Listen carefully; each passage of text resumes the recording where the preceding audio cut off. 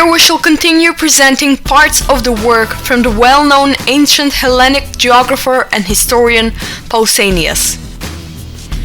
In the first book, Pausanias writes about an inscription in the temple dedicated to the Dodonian Zeus, which was near the city of Athens.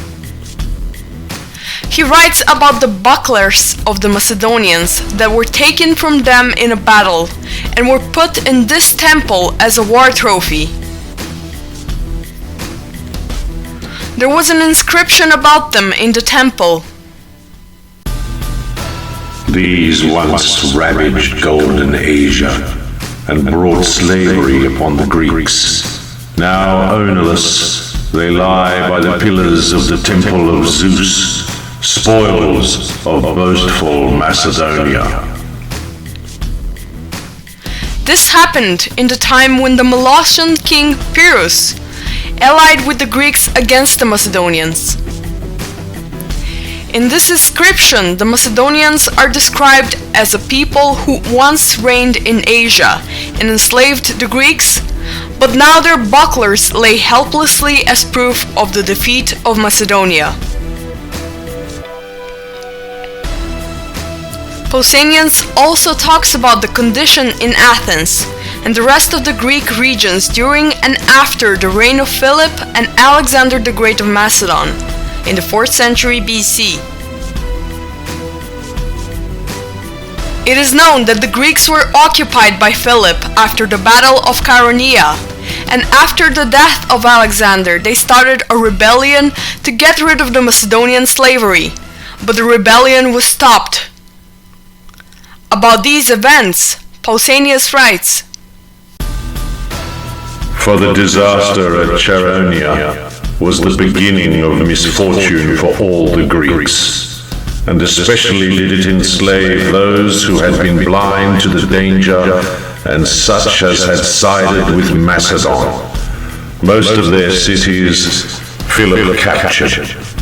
For a time, the Athenians remained passive during the reign of Philip and subsequently of Alexander.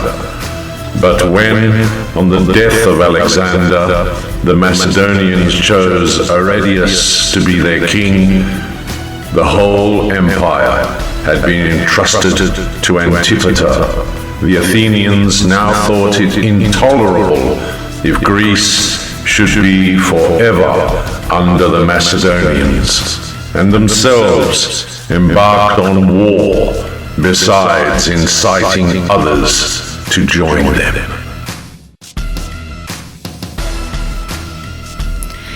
In the second book, Pausanias writes about the events of the Hellenic-Achaean League. Writing about the relations of this league and the influence of the Macedonians in her internal affairs, Pausanias says, Moreover, as all the Greeks were afraid of the Macedonians and of Antigonus, the guardian of Philip, the son of Demetrius, he induced the Ciconians, who were Dorians, to join the Achaean League. This means that the Macedonian king Antigonus had his people in the Greek Achaean League because he was aware that the Greeks were afraid of him and the Macedonians. In the fourth book, Pausanias left another decisive testimony about the differences between the Macedonians and the Greeks when he wrote about the territory Messenia and the Greeks that lived in it, or Messenians.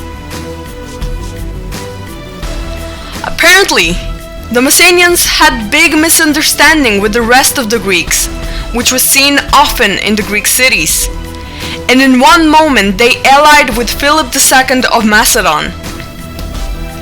But when he was supposed to war against the rest of the Greeks in the Battle of Chaeronea, the Messenians refused to participate on the Macedonian side, explaining that they did not want to war against their compatriots.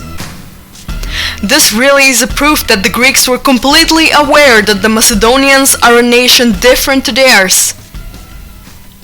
About this, Pausanias writes, Finally, the Macedonians formed an alliance with Philip, the son of Amyntas, and the Macedonians.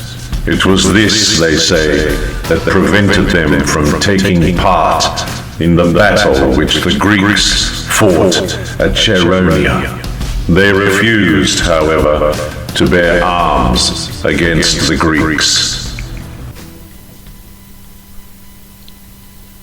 But the Macedonians fought against the Macedonians later anyway, on the Greek side. Pausanias writes, After the death of Alexander, when the Greeks had raised a second war against the Macedonians, the Macedonians took part, as I have shown earlier in my account of Attica. Pausanias gives detail of the Macedonian attack on the Macedonian garrison in their area, which happened during the Greek rebellion against the Macedonian reign. In the 6th book, Pausanias offers evidence of how high the Macedonian ethnic awareness was among the Macedonians. Let's take a look at this quote. Nearest to Damascus stands a statue of somebody. They do not give his name, but it was Ptolemy, son of Vlachs, who set up the offering. In the inscription, Ptolemy calls himself a Macedonian, though he was king of Egypt. There are other testimonies about the Macedonian ethnical awareness in the Macedonian dynasties which ruled parts of Asia and Africa.